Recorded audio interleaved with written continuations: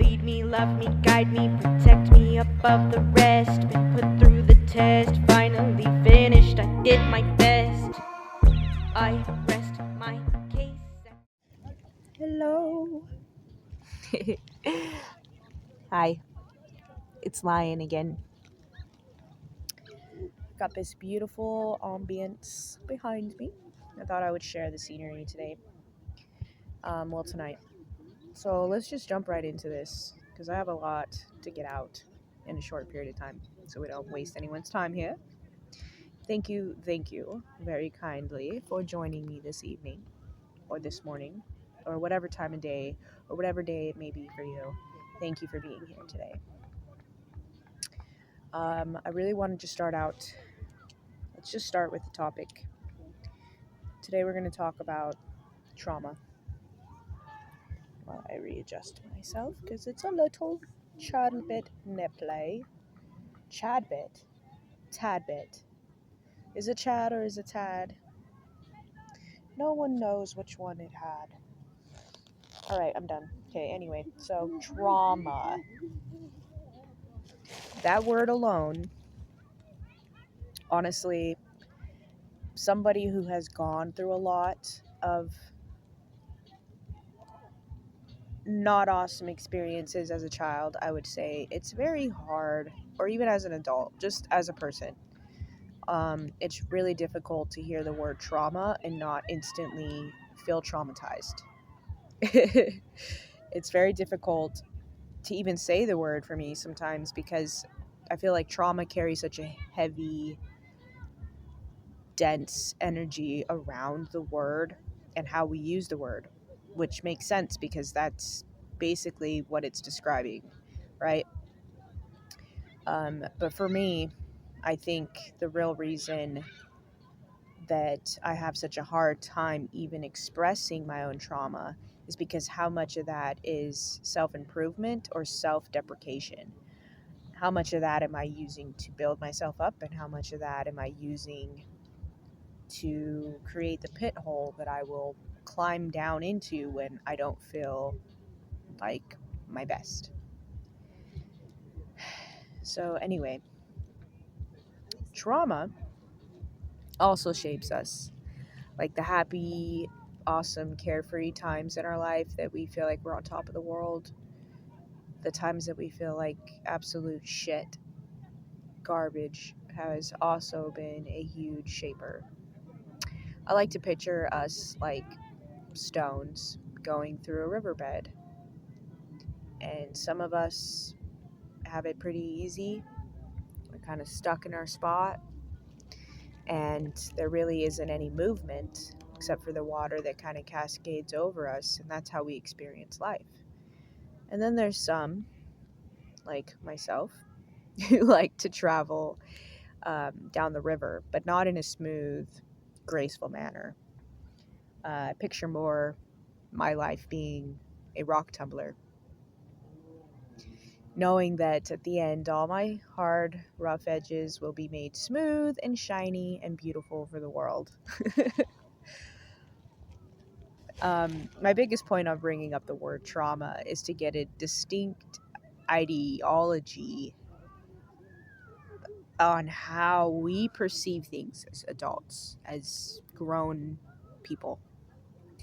And I really do think, I mean, there's obviously been research. So when there's a lot of research around a specific subject, when they actually have scientific research, hypothesis, variables, they did all of the proper ways to basically test these theories that as a child, we do most of our development and learning and programming before the age of 9. So, to put that into perspective, we are small children who have spongy brains. And the reason that it's so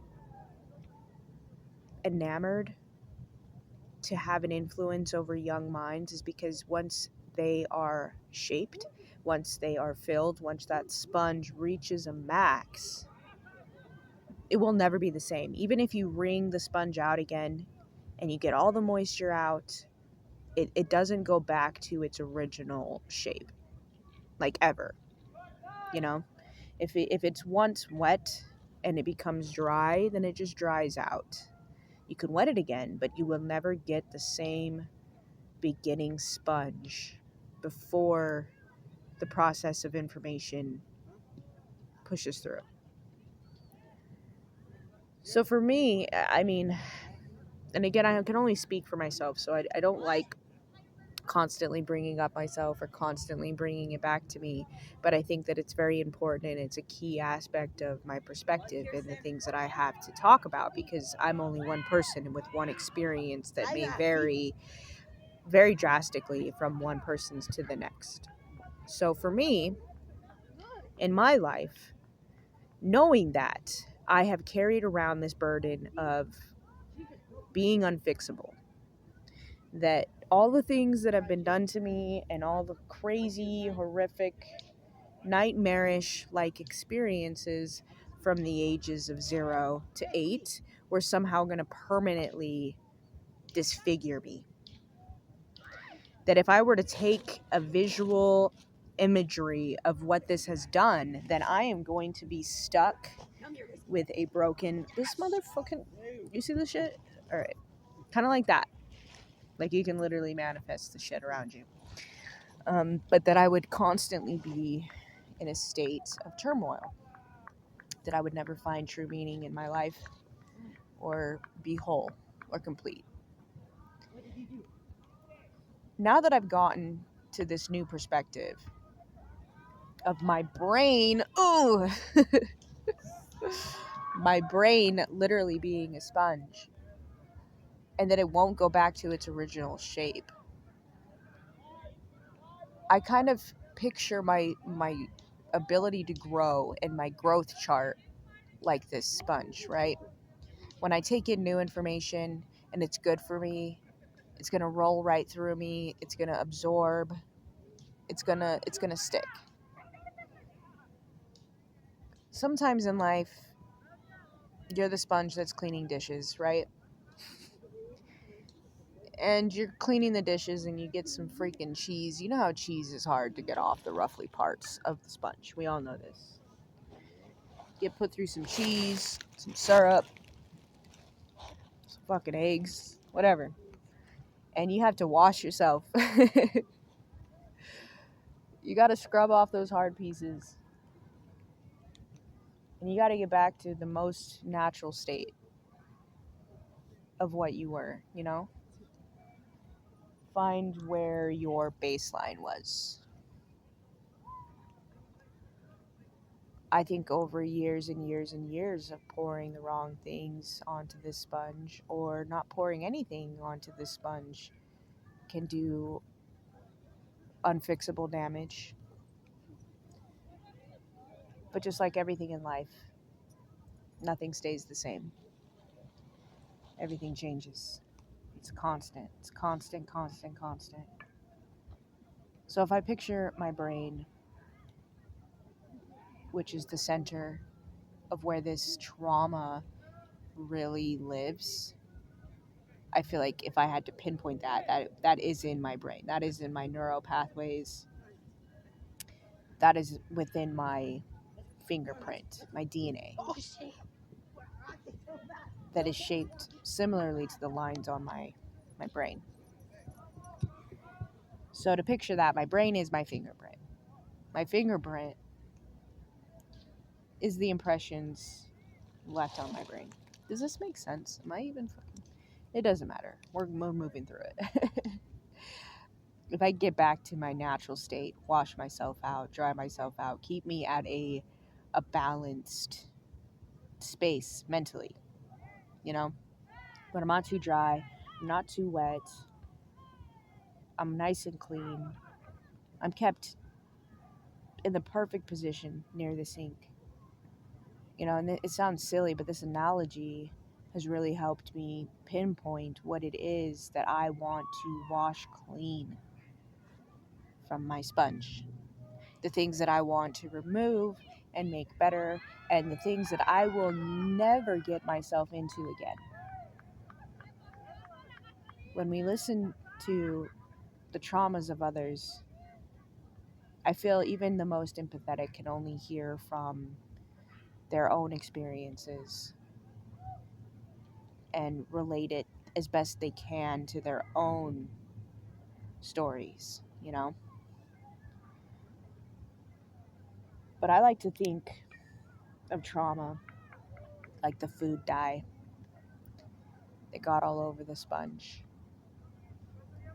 And it never changed the consistency or the texture or the functionality of the sponge, but it made it different. And it definitely will never be the same.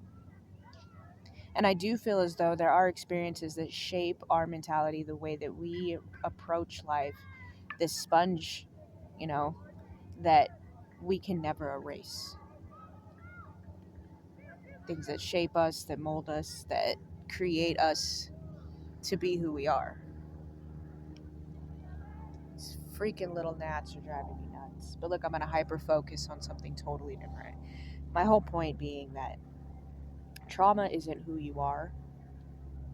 Trauma doesn't even build you as a person. And it almost breaks my heart how much we've normalized trauma just being something we all deal with and function as screwed up people that never heal. Like, it's heartbreaking because trauma doesn't make you who you are. Trauma leaves a print on you and it colors you differently. But that's what sets us apart from each other. And our ability to navigate through those changes, through those shifts. And when we don't understand this and we're at a loss and we don't know what's happening to us, it's really, really hard to differentiate what is us and what is a characteristic of us, what's an attribute, what's natural, what's learned. Like, this becomes overwhelming. But when I look at my full life in a spectrum, it is overwhelming. Having the ability to break it down into these small, bite sized, chewable pieces where I can say, okay, this is my brain, this is my heart, this is my gut, this is my stomach, whatever. All the different parts of your body that operate as one machine. And you take down what different emotions you feel in each part of this body that you have. This body, like it's somebody else's body. But really, like your physical body, and you say, okay, mentally, I feel the stress. In my brain, I feel the stress. I feel the mental exhaustion. I feel the overwhelmed. I feel the negative thoughts. I feel my inner dialogue. Maybe those aren't emotions, but you get what I'm saying. Like, those are the things that I can express feeling through my crown chakra, if you will. Anxieties, for some reason, I feel those in my throat. Um, just being upset, like tearful emotions, usually end up in my throat. I would say my heart is pain, grief, being misunderstood. My gut is when, like, someone does something wrong, guilt, shame. But anyway, if I break down those different categories per how I feel on an emotional level, I can really then differentiate whether or not this is something that was taught to me, something I picked up from someone else, something that I've taught myself, or a defense mechanism.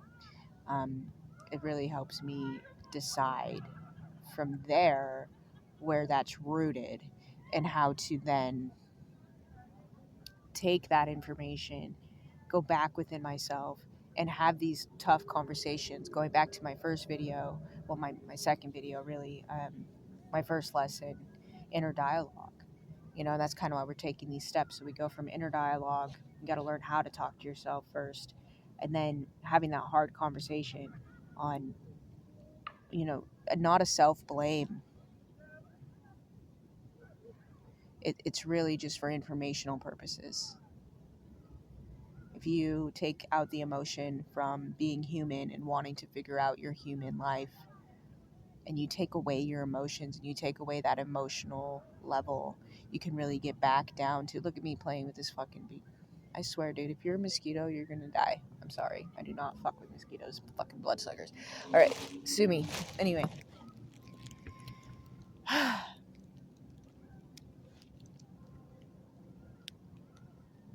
Coming from a place of self-love, coming from a place of wanting to help, you don't need to beat yourself back into being normal. There is no such thing. You will never find a normal. There's no such thing. There's an average because they put things on a scale and they want to compare, but ultimately, nothing.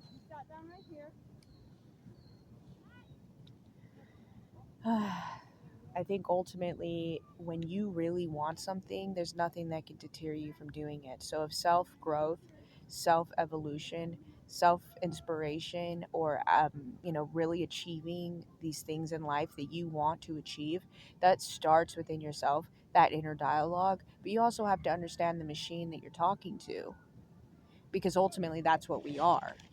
Some people are specialists in cars, or they're lobotomists, I guess, or someone who, whoever specializes, whatever specialty people specialize in, they have to know the inner workings of these things. And I like taking cars because obviously, like, mechanics have to know how to run an inner motor or do these, technical things. I don't even know the terminology for it. But ultimately, like, if you want to be an expert at you have to understand how you work and how you function and what that is. So taking the ideology, like, you can use your own metaphor for what your brain is. We're starting up at the top here. We're going into trauma. Trauma for me, again, is in the mental. So if you use your ability to say, okay, we're going into the brain, we're going into that headspace, I'm going to have this inner dialogue with me, but I'm not going to become attached. I'm not going to become the other person talking back. I'm going to listen to myself from a open perspective, and then I'm going to answer in return with that same open, non-judgmental perspective. We'll go through, later in the week on some of these topics again, but these bugs are eating me alive. Yeah, this beautiful little moon just perched right up there. I'm so sorry, guys. I've been really distracted. This video probably makes no sense, but I'm still gonna freaking post it. I think it's important to share. What I really, really want to do is try to find some quiet spaces that I can express or really put myself out there. It's really difficult for me because, again, ADHD. I don't even know if I should even label myself with that anymore, but that's the best way to describe, what's going on mentally for me. I love you all. Remember, your brain is a sponge. It will never be the same. But you can learn how to clean your sponge. You can learn how to take care of your sponge. You can learn how to nurture your sponge. And I just wanted to kind of introduce that idea until we get into the deeper stuff, the deeper meat, if you will. I just wanted to say hi, share this beautiful purple blue sky with you and this gorgeous little moon. All these happy little flying bugs that want to come and eat me. Yeah. Thank you for being here today. You can't even see me. It's dark now. I love you. Take care. Rest easy.